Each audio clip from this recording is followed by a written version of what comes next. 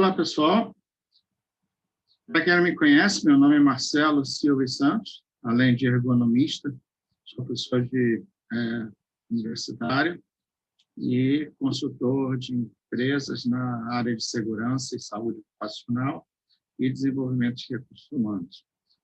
Hoje iremos falar sobre a ergonomia organizacional como dimensão de suporte à transformação do trabalho no século XXI. Essa temática se insere no que foi proposto pelo 20º Congresso da ABER, ou seja, inovação, sustentabilidade e interdisciplinaridade na ergonomia.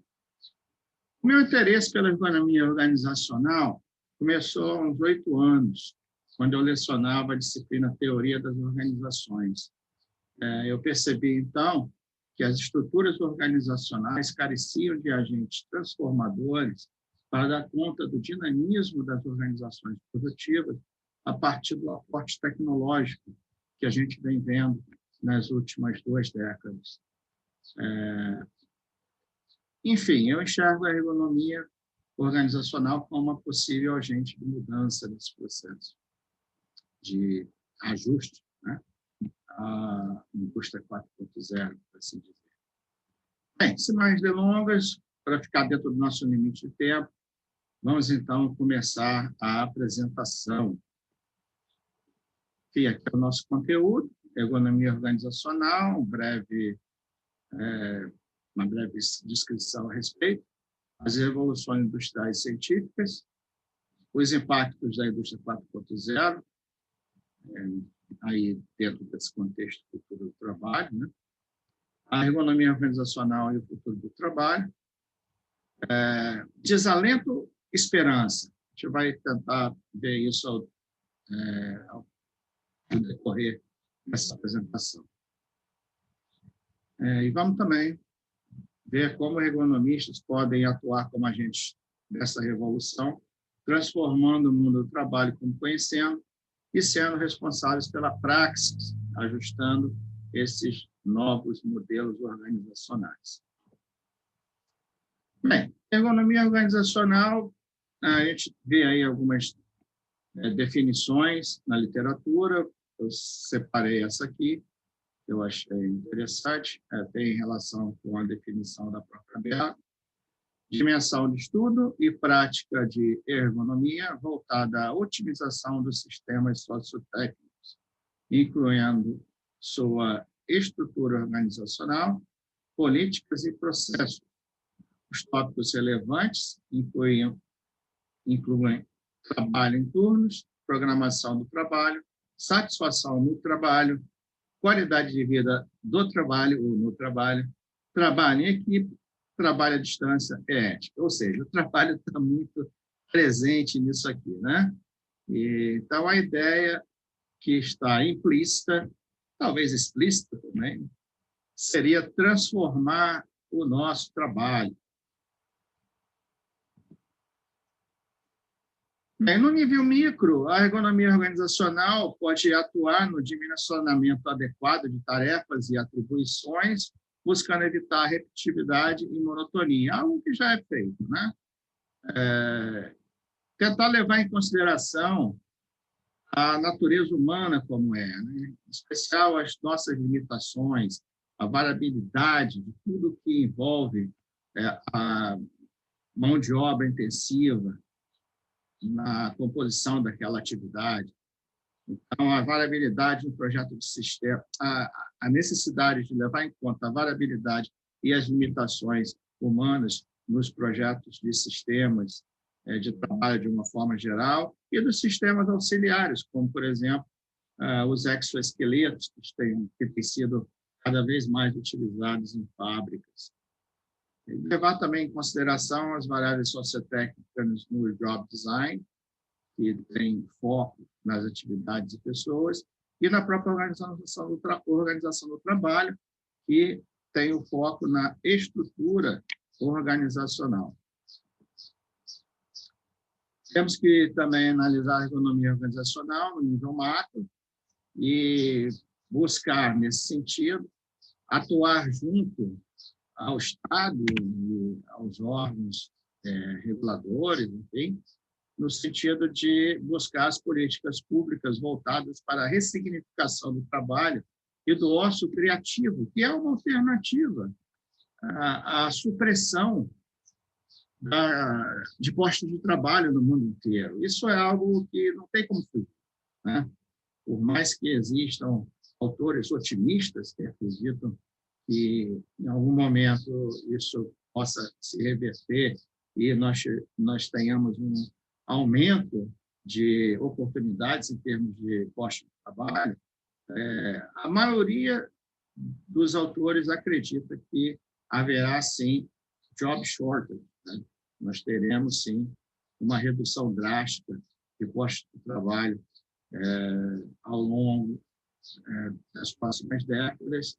E eu estou falando do trabalho tradicional, exatamente, né? Então, dentre as discussões, que, obviamente, o tempo disponível aqui não é possível, existem questões, como está aí no segundo item, estudos para determinação do limite de horas do trabalhador. Então, muitos propõem aí uma redução drástica na jornada de trabalho, na carga total de trabalho das pessoas, alguns, inclusive, pedindo, no máximo, 12 horas de trabalho por semana.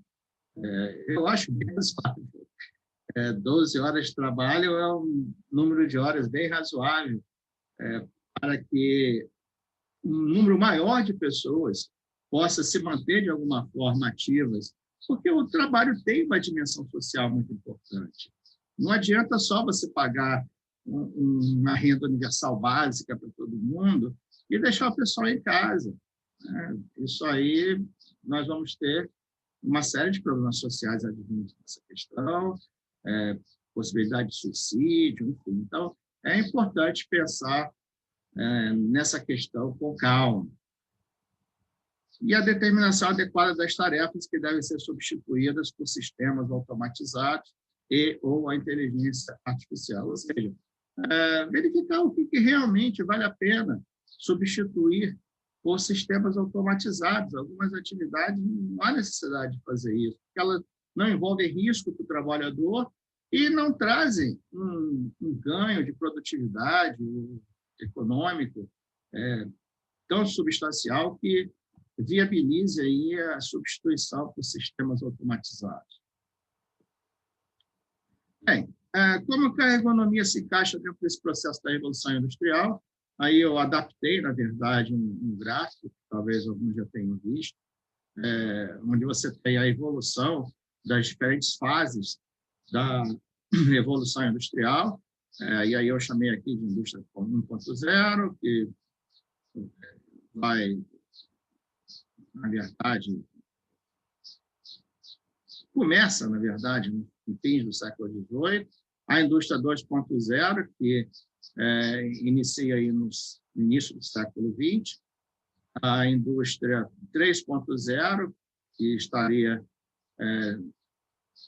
ao redor do terceiro quarto do século XX, e a indústria 4.0, se a gente for estabelecer a data da feira de Hanover, que a gente vai falar a respeito, onde começou-se a discutir essa temática ela efetivamente começa no nosso século, né? E aqui, então, nós temos o crescimento, né? Com todos os marcos, vamos dizer assim, temporais, a introdução da máquina a vapor, a linha de montagem, o surgimento da internet e os primeiros sistemas de robótica, e a integração de todos os sistemas produtivos através da internet das coisas, da inteligência artificial, enfim, nós teríamos aí os marcos relacionados à indústria 4.0, e, ao longo disso aqui, nós temos o êxodo rural, onde a economia realmente não passa na cabeça de ninguém, ainda que ela pudesse estar presente, né, na vida das pessoas. Nós temos aí, na indústria 2.0, a fadiga como fator de perda de produção. Aliás, Taylor já falava isso, grande maquiavélico, diabólico. Taylor, ele identificou a importância de se reduzir a fadiga em vários de seus estudos, inclusive aquele famoso estudo das PAES. A ergonomia no apoio ao sistema de produção surge aí com força. Então, durante a terceira fase da Revolução Industrial, e aqui, nessa nossa quarta fase, nós temos aí esse questionamento: será o inferno ou a valorização do trabalhador, né? A indústria 4.0, como eu brevemente já falei, seria a quarta fase da Revolução Industrial. É um conceito muito mais do que um marco sociológico, podemos dizer, que engloba tecnologias para automação, robótica, no caso, e troca de dados, além de temas como sistemas ciberfísicos, internet das coisas e computação em nuvem, dentre outras inovações tecnológicas. Aqui um parêntese, nos Estados Unidos eles gostam muito mais de utilizar o termo IoT, que é Internet of Things, né? A internet das coisas, porque pelo fato da indústria 4.0 ser um termo surgido na Alemanha, né? Então, existe essa coisa aí do bairrismo científico, acadêmico, enfim, mas muitos autores americanos também usam, estadunidenses, não americanos, americanos somos também nós, né? Também usam o termo indústria 4.0. Ele surge, como eu falei, na feira de Hannover, na Alemanha. É uma feira tecnológica muito importante, talvez a mais importante na Europa, e certamente uma das mais importantes do mundo. E, durante a feira, começaram-se discussões com relação a como fazer para enfrentar, né, de uma forma integral todas essas questões associadas ao desenvolvimento cada vez mais acelerado da tecnologia e do impacto dessa tecnologia no trabalho e na vida das pessoas. Bem, entrando nessa questão, né, do impacto por conta da tecnologia, é imprescindível falarmos um pouco sobre o conceito de inovação, que também está na temática desse congresso. Então, apenas para diferenciar evolução e revolução, nós podemos ver aqui o exemplo da carruagem. A carruagem simples evolui para uma carruagem de luxo, então isso é uma evolução notória, e a partir de uma revolução completa, nós temos o automóvel. Aqui não mais um cavalo puxa a carruagem, ainda que você tenha os cavalos no motor, mas outros tipos de cavalos, o automóvel é uma revolução no sistema de transporte. Da mesma forma, no caso do telefone, nós temos os telefones antigos, com sistema de discagem, e aí ele evolui para um telefone mais moderno, muitos desses digitais, com teclas que você, né, aperta, em vez de rodar o dial, né? Essa palavra muita gente não conhece, o dial, o dial. E, finalmente, a revolução, que é sair do telefone, que é basicamente uma ferramenta de comunicação entre duas pessoas, para o smartphone, que é um computador de bolso, né? Basicamente é um computador de bolso, e que tem uma série de funções que o telefone tradicional não tinha. Então, é claramente uma revolução. Então, aqui definições, né? A evolução é a incorporação gradual de mudanças no produto sem alteração de suas características básicas. E a revolução é uma mudança radical, em que se alteram as características do produto, por vezes mudando sua forma e utilização. Relacionamos, portanto, ao conceito de destruição criativa, de Schumpeter, uma vez que a inovação condena antigos modelos produtos à obsolescência. E aí é interessante observar como a velocidade da tecnologia impressiona. E como a gente está vivendo a história nesse momento, às vezes fica difícil refletir a respeito, mas se a gente parar um pouco e verificar, 15 anos atrás, 15 anos não chega a ser uma geração, né? É um tempo relativamente curto. O que não existia 15 anos atrás? Por exemplo, iPhone não existia, iPad também não, o Kindle, né? Esse livrinho aí que nós temos, não existia também. 4G? 4G o quê? Nós já estamos indo para o 6G. Os chineses já lançaram o satélite aí para colocar o 6G em funcionamento. Uber, também não. Instagram, negativo. Snapchat, WhatsApp, Facebook, Airbnb, nada disso existia em 2005. Alguns desses aqui têm 2 anos. E outra questão também é a disseminação da tecnologia. É muito mais rápida a disseminação, né? Por exemplo, o tempo da tecnologia para atingir 100 milhões de usuários. O telefone levou 75 anos para atingir 100 milhões de usuários. Olha só. A web levou só 7. O Facebook levou 4. O Instagram, só 2. O Pokémon Go, 1 mês. 1 mês ele atingiu muito mais de 100 milhões de usuários. Eu ia mostrar um pequeno clipe de vídeo aqui, mas eu fiquei com medo que houvesse algum problema de compatibilidade na transmissão, então eu desisti de colocar esse clipe, que ele é muito interessante, que mostra a nossa mesa de trabalho nos últimos 15 anos, né? E eu proponho aí um exercício para os colegas.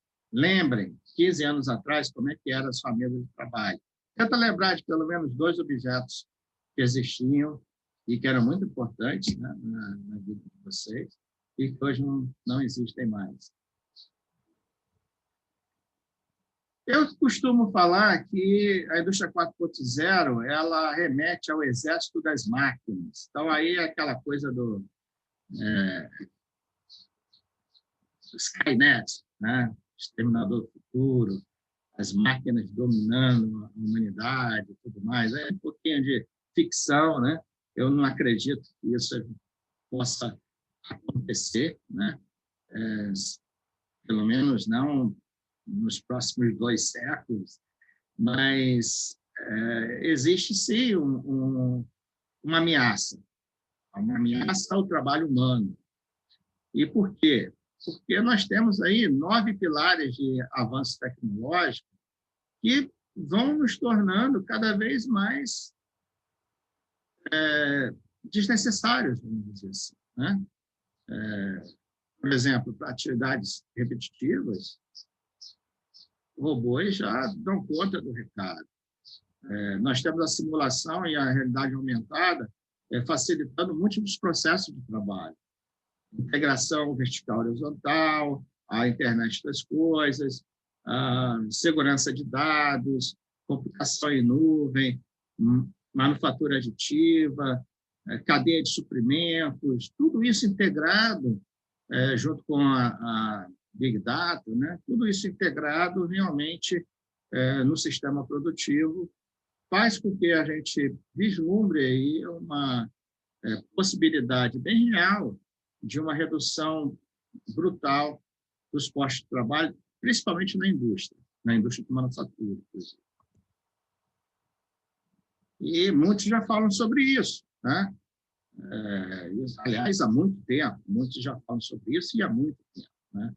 Mais de 5, 6 anos para cá, essas discussões têm se acentuado. Então, aqui tem um artigo que é muito citado em vários outros artigos que lidam sobre essa temática, e alguns livros também, né? Nas referências, no final da apresentação tem as referências, tem um livro lá que é muito interessante, não tem em português ainda, mas tem em espanhol, basicamente Salve-se Quem Puder, do Andres Oppenheimer. E ele cita esse artigo aqui da Charlotte Seeger.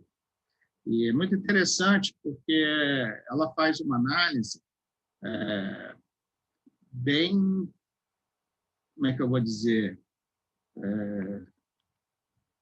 bem cuidadosa de como isso pode acontecer, ou seja, como que os trabalhos tradicionais tenderão a desaparecer até a década de 2050, caso algumas salvaguardas não estejam no local, não estejam colocadas. Então, são discussões que nós temos que dar prosseguimento, com certeza. Então, eu trouxe aqui alguns exemplos, alguns cases, né, que muitas pessoas citam. Um desses cases seria a questão dos robôs da Amazon. A Amazon, como a gente pode ver aqui, de 2013 até 2016, meio que o quê? Não sei, 5, 9 vezes mais, né? Aumentou em 9 vezes a quantidade de robôs nas suas instalações. Hoje, provavelmente, isso aqui sai do gráfico, sai da tela.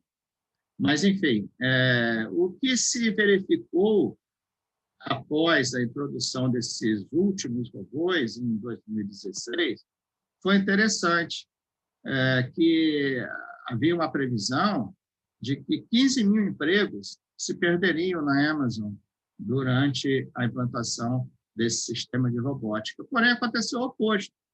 De imediato, a Amazon contratou 50% a mais de pessoas no período seguinte de implementação do sistema, ou seja, em 2017, e no seu relatório trimestral de 2016, anunciou o plano de criar 100 mil novos postos de trabalho durante os 18 meses seguintes. Então, é claro que, sem analisar esses números de uma forma cuidadosa, a gente não pode declarar de imediato se esse crescimento nos postos de trabalho tem relação com os robôs em si, ou simplesmente pelo fato de você aumentar a produtividade e, logicamente, a receita da empresa, uma ampliação ou várias ampliações em termos de locais de atuação da organização forçariam, né, a aumento dessa força de trabalho, ou, né, outros motivos aqui que a gente não teria como apontar nesse momento. Enfim, mas é algo que deixa de ser uma certa esperança, vamos dizer assim, que nem sempre a introdução de sistemas automatizados pode trazer desemprego. Mesmo, porém, né, agora vem os poréns, né? Tem outros momentos também, outros exemplos de que a introdução de tecnologia trouxe também um aumento de contratações, mas bem menos do que o contrário. Então, aqui a gente pega alguns exemplos anedóticos até, por exemplo, em relação ao filme Gandhi, de 1982, ou seja, temos aí 40 anos atrás, praticamente, nós utilizou-se 300 mil figurantes nas cenas de enterro do próprio Gandhi. Hoje, essas pessoas não teriam ganho o seu lanchinho, esses figurantes, e nem o seu cachê, já que não há necessidade de tanta gente para se fazer uma cena como essa. Bastariam aí algumas dezenas de pessoas e, digitalmente, qualquer programa de computador mais sofisticado consegue gerar imagens duplicadas e diferenciadas, vestimentas diferentes, dessas pessoas, e aí você conseguiria montar a mesma cena. Um outro exemplo interessante é do Banco Original. Vocês já devem ter ouvido falar. E eu assisti, na época, uma entrevista do CEO como é? CTO, né? É isso mesmo. O Chief Technology Officer, né? Do banco original, que eu acho que é mais importante do que o CEO, né? Um banco que é totalmente digital, o sujeito que é responsável pela tecnologia é um sujeito mais importante da organização. Enfim, e ele falou com muito orgulho do sistema que eles desenvolveram, que simplesmente poderia substituir até 12 mil atendentes humanos, ou seja, muito mais do que eles necessitavam. Eles estavam começando, inclusive, então não tinham tantos clientes assim. Hoje, os bancos digitais somados não precisariam de 12 mil atendentes humanos para dar conta do atendimento ao consumidor, né? Então, o sistema deles, tão perfeito, era tão perfeito, e ainda é, né? Isso aqui aconteceu há alguns anos, essa entrevista, e ele, inclusive, foi assim, um pouco assustador até a forma com que ele colocou essa questão, né? Substituir 12 mil pessoas por uma máquina. Na verdade, não é bem assim, né? O sistema de inteligência artificial, em alguns momentos, precisam ser direcionados para um atendente humano, dependendo do caso. Então, aqui, nós estamos, por exemplo, a figura aqui do cachorrinho, né, com cartão de crédito. Só aí imaginando aí um cliente que liga para o banco e o sistema artificial começa a conversa, você quer abrir uma conta? Aquela coisa, né? E a pessoa diz, sim, eu gostaria de abrir uma conta para o meu cachorro. Então, quando se vai ao banco de dados, não se identifica de imediato uma situação como essa, né? Como fazer para abrir uma conta para um cachorro? É possível? Então, nesse caso, é necessário transferir para um atendente humano. E o atendente humano vai falar com a pessoa, olha, senhora, infelizmente, eu não tenho como fazer isso, o cachorro não tem CPF, enfim. Então, isso rapidamente seria resolvido, logicamente, pelo atendente humano e ficaria registrado no sistema. E a próxima vez que alguém ligasse com uma solicitação como essa, o banco de dados teria como extrair essa informação e resolveria a questão sem precisar ir para o atendente humano, até que o momento que você teria aí todo o conjunto de informações possíveis numa negociação como essa, sendo resolvidos pela própria marca. Então, aqui nós temos o ciclo de impactos da indústria 4.0, apenas para mostrar que esses impactos são sistêmicos. E se a gente olhar bem, vamos ver aqui uma outra temática, ou parte da temática do nosso congresso, né, que é a sustentabilidade. Aqui nós temos 3 dos temas da triple bottom, né, da sustentabilidade, né, o tripé da sustentabilidade, que é a economia, né, o ambiente e a sociedade, o social, o econômico e o ambiental. Os impactos socioeconômicos são evidentes, a produtividade, o crescimento e desenvolvimento da sociedade como um todo. Na qualidade de vida, sim, se a gente souber utilizar bem a tecnologia, ela traz qualidade de vida. No desemprego e ampliação da desigualdade. Aqui a gente precisa trabalhar. Existem oportunidades maravilhosas, eu diria, com relação a solucionar tanto questões voltadas ao desemprego, como redução das desigualdades. Existem, inclusive, grandes mentores, ícones do capitalismo, até, nós vamos ver um pouquinho adiante, que defendem essa redução de desigualdade. Isso não é bom para ninguém. Não sei quem ainda consegue enxergar que desigualdade possa trazer algum tipo de benefício para uma sociedade. E, finalmente, a redefinição do trabalho, em termos de qualidade, jornada, significância. Os impactos socioeconômicos, onde automatizar, onde capacitar, quem capacitar também, quanto tempo esperar para começar a fazer isso, qual profissão escolher para preservar meu emprego, e aí vamos entrar numa outra questão interessante, né? O relatório da McKinsey diz que 60% de todas as profissões serão, de alguma forma, afetadas pela alta tecnologia. Então, onde devemos buscar a empregabilidade, vamos dizer assim, né? Então, aí tem o outro artigo bem interessante, na verdade, o resultado de um relatório trabalhado de uma forma bem rigorosa do ponto de vista científico, por 2 pesquisadores da Oxford, no Reino Unido, o Frey e o Osborne. Esse artigo é facilmente encontrado na rede, na internet, mas eu também coloquei dentre as referências no final dessa apresentação. Basicamente, o que nós temos aqui?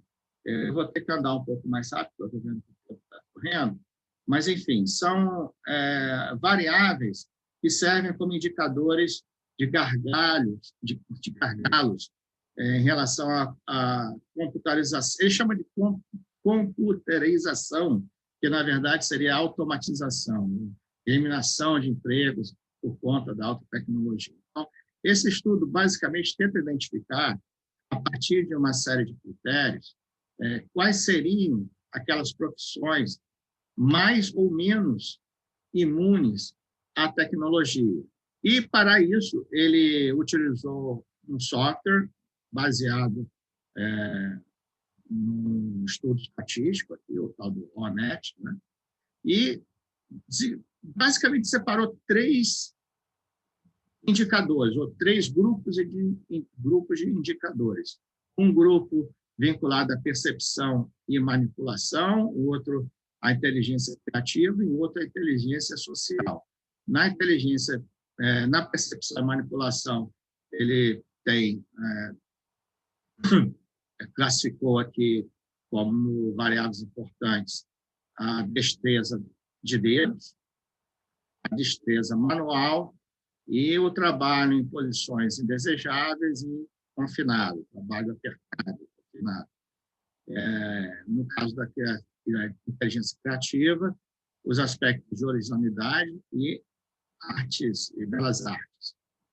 E na inteligência social, seria a percepção social, capacidade de negociação, capacidade de persuasão e profissões que estejam ligadas à assistência, né? Cuidar de idosos, esse tipo de coisa. E aqui, as descrições de cada um desses elementos e, naturalmente, o estudo em cima de 702 profissões. Logicamente, eu não tenho tudo aqui, mas eu selecionei em 3 slides algumas profissões e trouxe aqui alguns insights a respeito dessas questões. Por exemplo, a gente identifica, não tem ergonomista, né? Busquei aqui, entre as profissões, eu não identifiquei ergonomista, nem Human Factors Professional, né?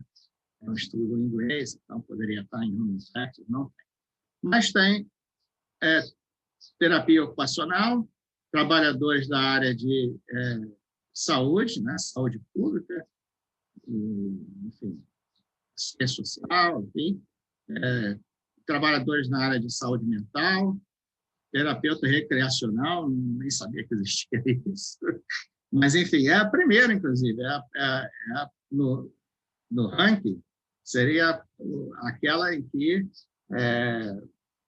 haveria a menor possibilidade de você conseguir automatizar aquela profissão. E algumas recebem um 0 aqui, porque elas são automaticamente impossíveis de serem substituídas. As profissões são de ser substituídas por uma série de razões. Por exemplo, aqui nós temos médicos e cirurgiões. Você pode substituir parte do processo de uma cirurgia pelo robô, ou parte do processo do cuidado médico por um robô, mas não pode substituir todo o tratamento, ou toda assistência, ou todo o input técnico, metodológico, científico até, que os médicos conferem ao tratamento dos pacientes.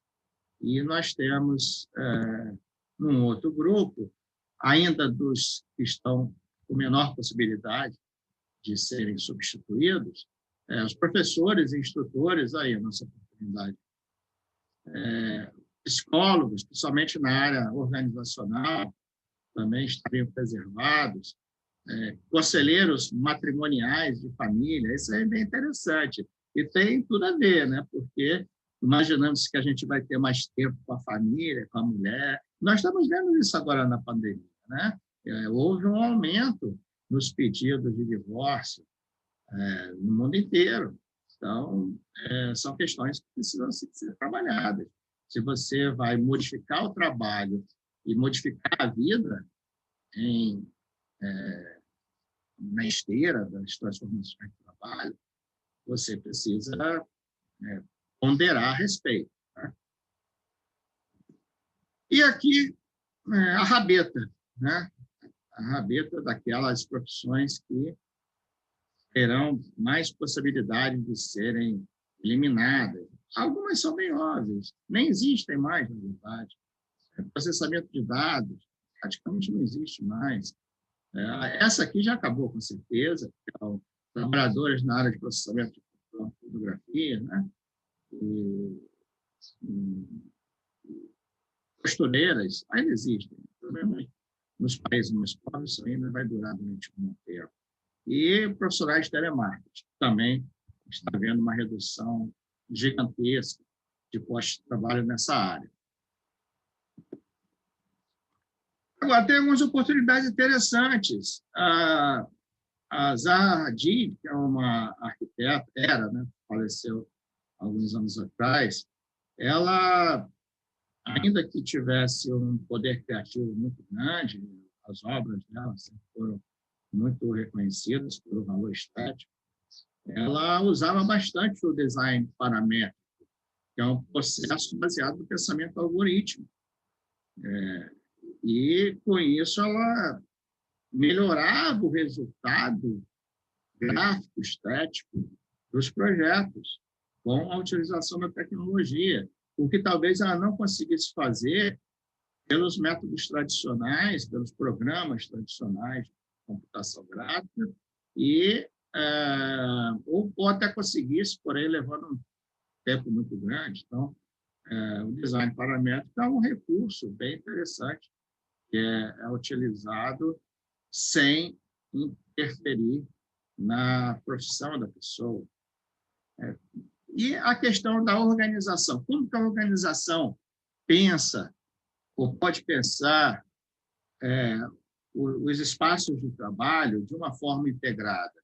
Aí eu trouxe um exemplo interessante aqui, que eu tive a chance de conhecer esse projeto, e a fábrica também. A fábrica funciona como uma espécie de museu.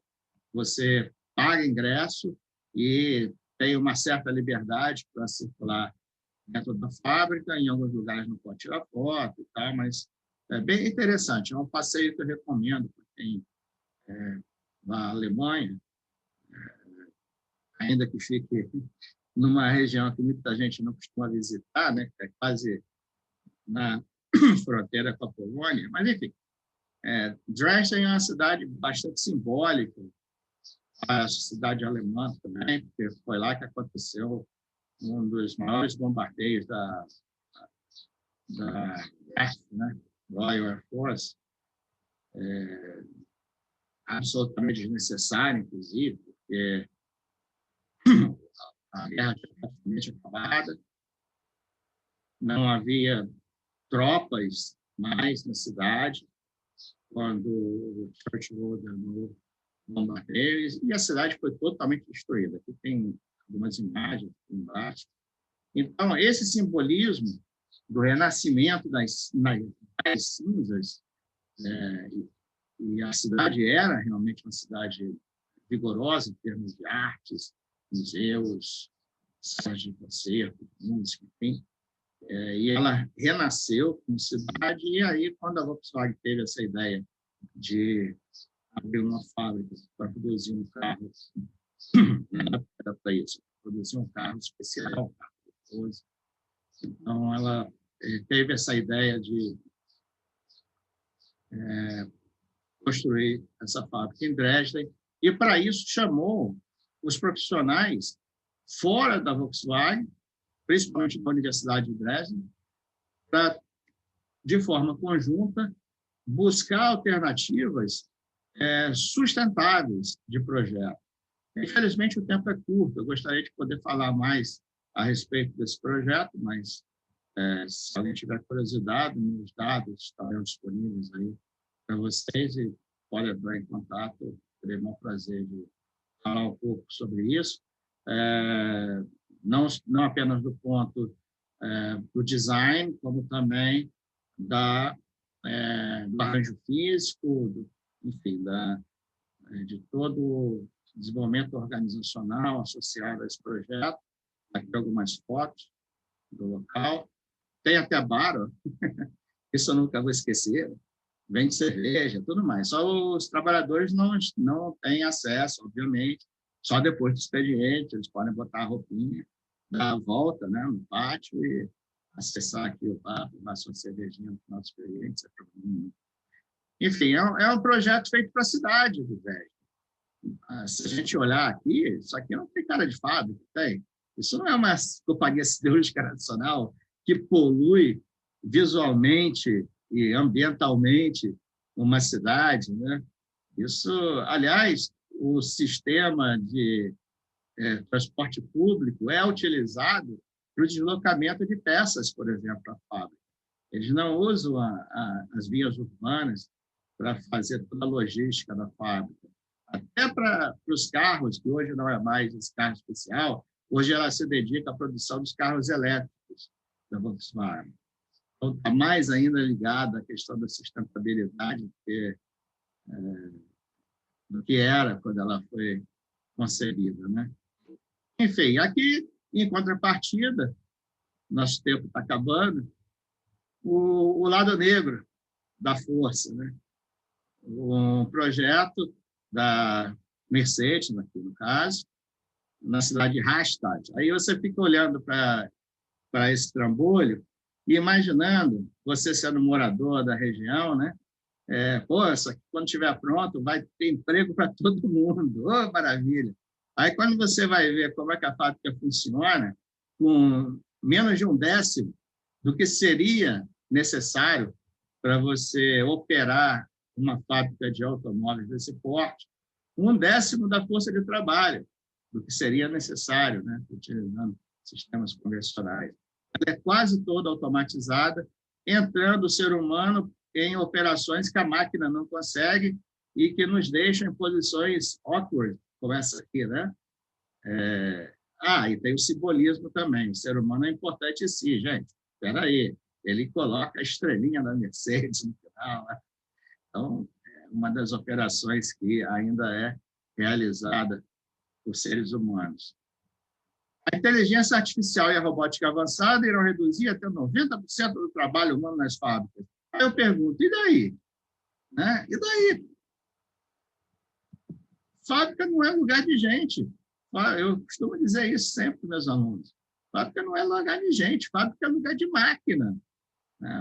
Gente tem que ficar em fábrica, num lugar tranquilo, com ar-condicionado, liderando, planejando, orientando a produção, buscando estratégias, enfim.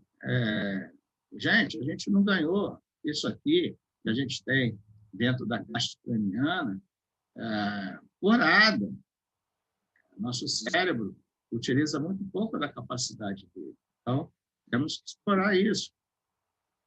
E utilizar a tecnologia de uma forma colaborativa, que o nome já diz, cobots, né?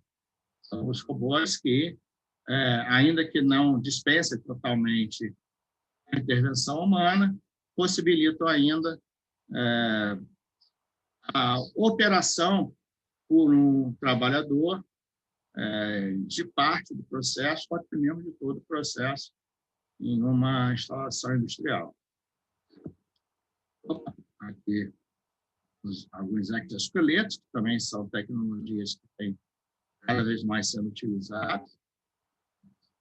Exemplos de inteligência artificial, indústria 4.0, inovação smart, equipamentos médicos acoplados aqui ao paciente, transmitindo dados reais das condições clínicas de cada pessoa, a raquete que armazena e envia para os técnicos as informações sobre o desempenho do tenista, roupas que também têm essa possibilidade de transmitir informações de atletas. Eu gostaria de poder falar um pouco mais sobre isso aqui, foi um projeto que eu também tive a oportunidade de trabalhar junto com o pessoal lá na Alemanha, e, enfim, o tempo vai ser curto, mas, basicamente, ele substituiu uma série de operações braçais e suscetíveis a erros, e demoradas, gastava papel de controle em processos de segurança e saúde ocupacional.